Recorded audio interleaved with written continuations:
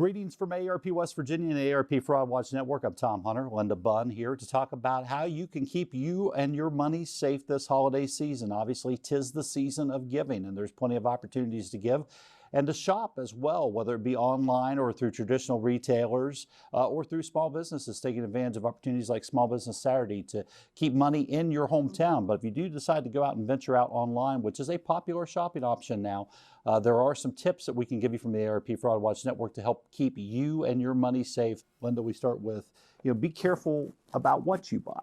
I have my three mottos. My three mottos are: be careful about what you buy, be careful about where you buy it, and number three, be careful how you pay for it. Those are the three major things, and if you're careful about those things, you should be safe to pump some money into the economy during the holiday season. Now, in terms of what you buy, what do consumers out there, Linda, need to be wary of when they're doing online purchases or any sort of gift buying during the holidays? So number one, be careful what you buy. So the internet security firm Norton tells us that even though we all love a bargain, if it's a discount of 55% or more, you might want to do some more investigation and due diligence to make sure it's legitimate, because that seems to be the price point where there's an awful lot of fraud. So if it seems like it might be too good to be true, it might very well be, and you want to make sure that we're pumping money into the economy and getting the bargains that we really want and not putting money into scammers' pockets. And be careful. So the next one to look out for is where you make your purchases. And obviously there's a lot of bad actors out there looking to deceive you. There's popular websites. You're going to get hit with a ton of offers with direct links to those websites and emails coming to your inbox throughout this holiday season. But Linda, you want to be careful about one, clicking on those links, and two, making sure it's the proper web address for the authentic actual website of that retailer. Exactly. So this is the holiday season, and we all have that shopping fever, but the thing about it is we have to maintain those same rules that we use all through the year, and that is, don't click on links that you get from emails. If you're used to going to an online retailer and they're sending you emails, then by golly, you've been there before, so get there the same way. You don't need to click on that link. And then you don't have to worry about the problem of if it's a spoofed email and somebody has pretended to be somebody else and there's just one little letter different in the URL than you're used to, and it takes you to a scam site that looks just like the site that you're used to. So you have to be careful of that. But not only that, if you're typing in that URL, be careful how you type, because there are scammers out there that have bought websites you would go to if you made a common typing error. And so the old story that's actually true is look at whitehouse.gov, which is the actual one, whitehouse.com, and whitehouse.org. If you type one or the other in, it's not going to take you into where you want to go.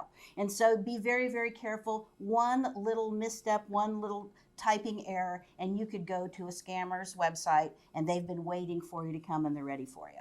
And in terms of paying for those gifts that you want to provide to loved ones, there's so many options out there now, whether it be an Apple Pay or a PayPal type of option that's an online option for you, whether it be a debit or credit card, or whether it be a gift card. And in terms of those various ways of payment, it's great convenience for the shopper, but it's also something to be wary of as well in terms of being careful how you pay for things, right, Linda? Exactly right. In this holiday season where we're all going out there and shopping, one of the things is, there are Apple Pay and PayPal and those. If you're already set up on those, then feel free to use those. If you're using cards, if it's on the hierarchy, the very best one is a credit card. And that's because by law, you have a lot of protections if you use a credit card. And one of the biggest of them is that if you get into a bad situation, either you buy something that isn't as it was sold to be, or it was total fraud, or something where you are unsatisfied with the purchase, then you can go to that credit card provider and dispute the claim, dispute the charge, and you don't have to pay while that provider is investigating with the seller. So that is a good protection, and by law, the most that you would be out of pocket is $50, and most credit card providers, a lot of them anyway, will give you 100% consumer guarantee, so you're not out any money at all. With a debit card, your protections are a lot less, but not everybody has a credit card.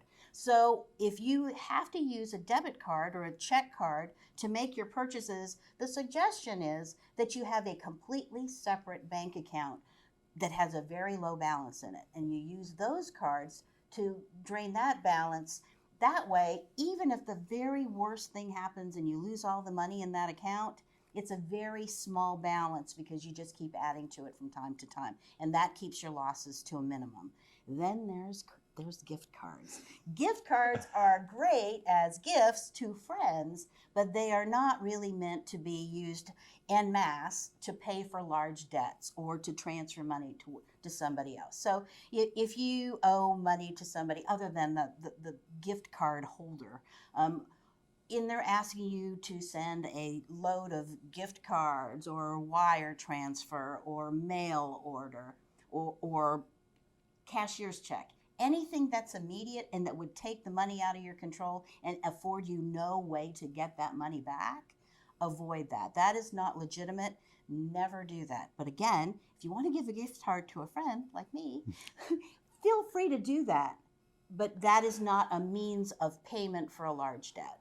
A lot of great tips to keep you and your money safe this holiday season. Happy shopping, everybody. Enjoy the holidays, but make sure that your money is being spent in the way that you want it to be spent, and that's wisely, safely, and securely. And you can get tips to continue to keep you safe, not only holiday shopping, but in all of your ventures with your money through the AARP Fraud Watch Network. You can join us online now at aarp.org/Fraud Watch Network, or you can text FWN to 50757 to get free bi-weekly fraud updates from the Fraud Watch Network. And again, all of this is free through AARP. You don't have to be a member. You can just sign up and be part of our free, large neighborhood community watch. We're all looking out for one another, and we have to in this day and age.